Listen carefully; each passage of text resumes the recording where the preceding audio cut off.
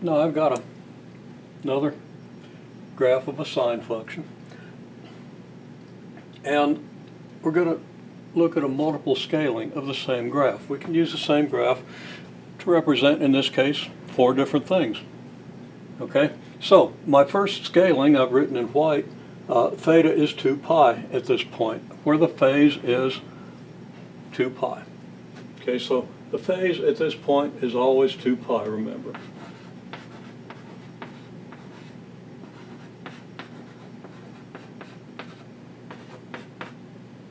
So the phase is always 2 pi at this point. And theta then matches the phase. And it does here as well, but theta is something different here and something even different here. So the phase is always 2 pi at this point. And of course at the origin the phase is 0. So that we have a change in phase of 2 pi, which, as you know, corresponds to a complete cycle around the reference circle. Now, if I say theta equals 2 pi, then theta is the phase.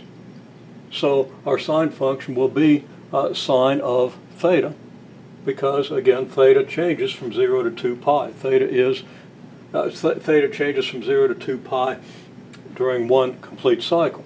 So we say that y equals sine of theta. Also, the white labeling, y is 1 here, and it's -1 down here. Now I've included y equals 1, y equals 4, but I've only written the -4 down here in green. And then in the orange labeling, I've written x equals 15 centimeters. You're not used to x being on this axis, but you might as well start getting used to it because we can put any variable we want on either axis. So x is 15 centimeters and -15 centimeters down here. 15 here, -15 here. Now don't let this confuse you. This has nothing to do with the x-coordinate on a reference circle. Okay.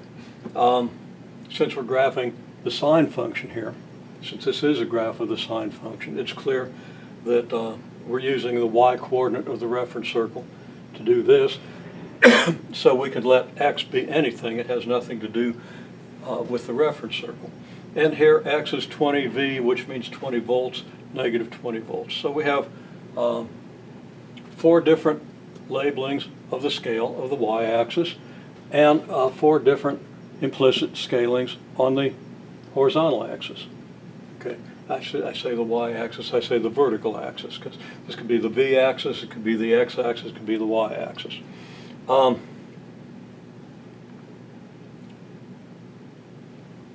Okay, so anyhow, we've seen that if theta is 2 pi and y goes from -1 to 1, then this white graph just represents the function y equals sine of theta.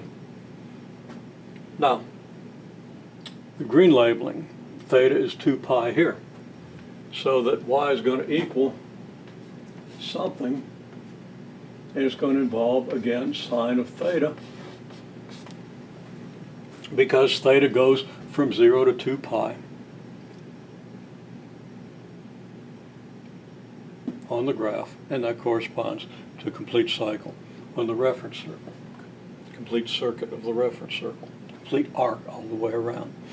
Okay, however, y should be 4 here and -4 here. So how do we accomplish that?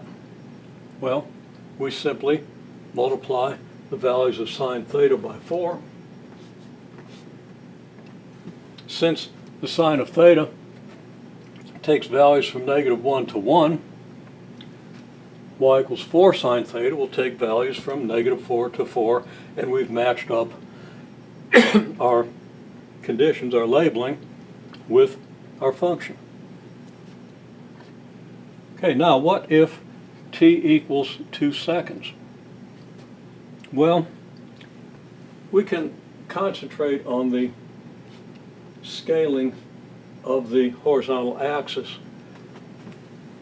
By now we should understand that if we go from -15 centimeters to 15 centimeters here and here, then y is going to be 15 centimeters times the sine of something. What's that something? Well, that something has to complete 2 pi radians when t changes by 2 seconds. So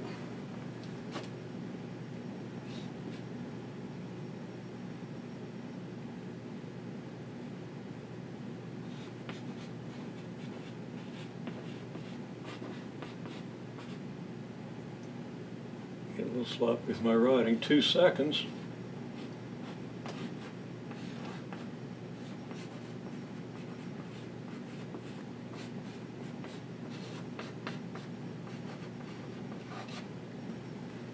okay, what is the phase going to be? And I say theta changes by 2 seconds. I really should correct that to say that the phase changes by 2 seconds. Just more general to talk about the phase than about a specific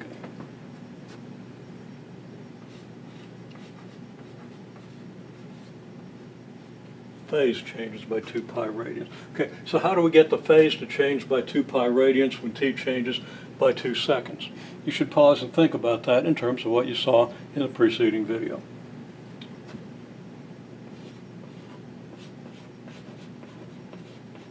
So the phase equals what? The phase equals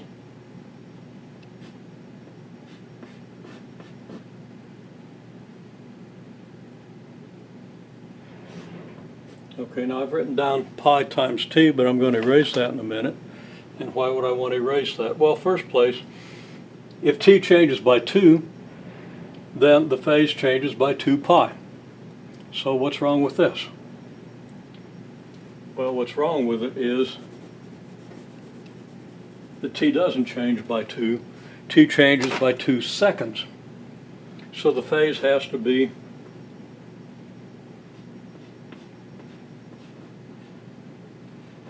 I'll write the radians here since I'm going to write something to deal with that seconds. Pi radians times t.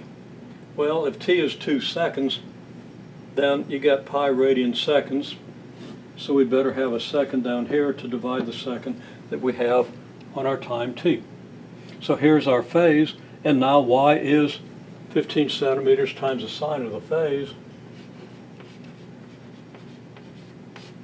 equals 15 centimeters times the sine of pi radians per second times t.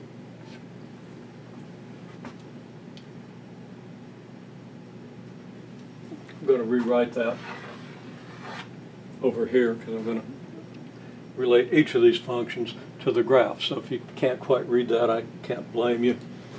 Again, I didn't plan spacing very well, but there it is. Okay, now, what if t is 1/60th of a second at this point, and x goes from negative 20 volts to 20 volts? Well, voltage, and I've got x equals 20 volts. Okay, I really don't want that to be x.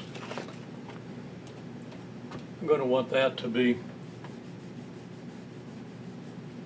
kind of a fancy E. Little loop up here, badly written, but I'll write it a little better here, I hope.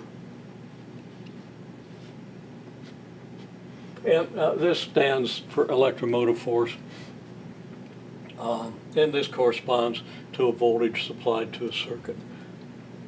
And the voltage is such that it goes through a complete cycle in 1/60th of a second. That would correspond to the frequency of the power you get from the power station. Okay, so we would have electromotive force, you don't have to remember that word, equals, well, the amplitude is 20 volts. V stands for volts. I don't want to write it out, don't have room. So it's 20 volts times the sine of something.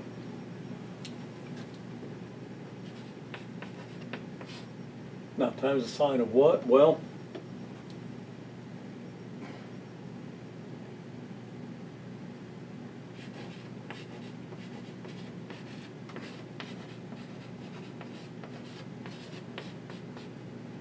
phase change 2 pi radians, and I'm going to write out the radians simply because I want to write out the radians in the seconds when I do this unit here.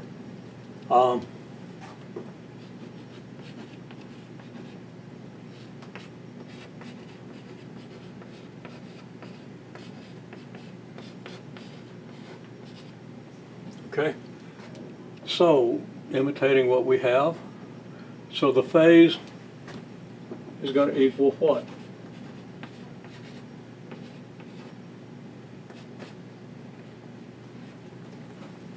Okay, think about it. Okay, what would drive us through 2 pi radians of angle in 1/60th of a second? You can do this by inspection. There are other ways to do it, but I'm just going to say when the phase is 120 pi,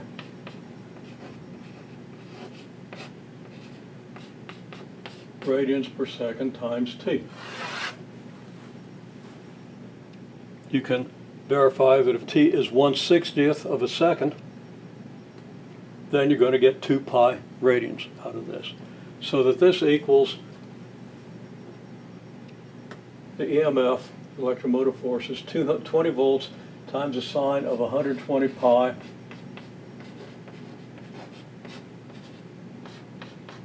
radians per second multiplied by t. So now I can label this graph. Okay, this could be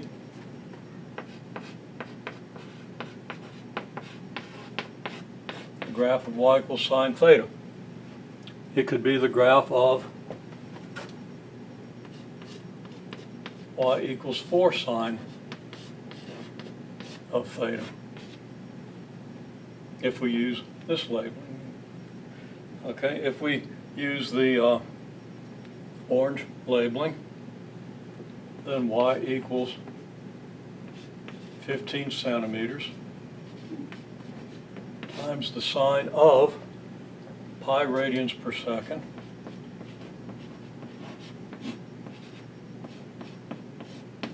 times t. And the purple labeling would give us, and let me correct this, it's not y anymore, because the orange labeling is for x.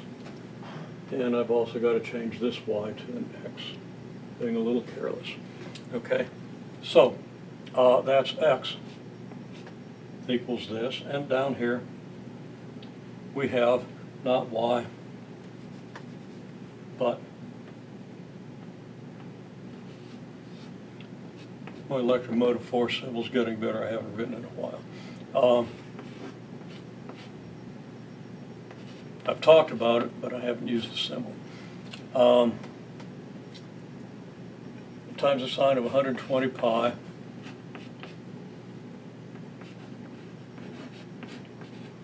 radians per second times t.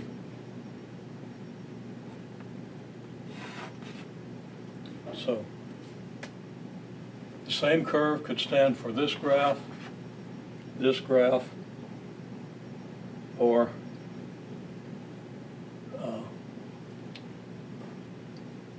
the same curve could stand for this function, this function, this function, or this function, according to how we label the axes.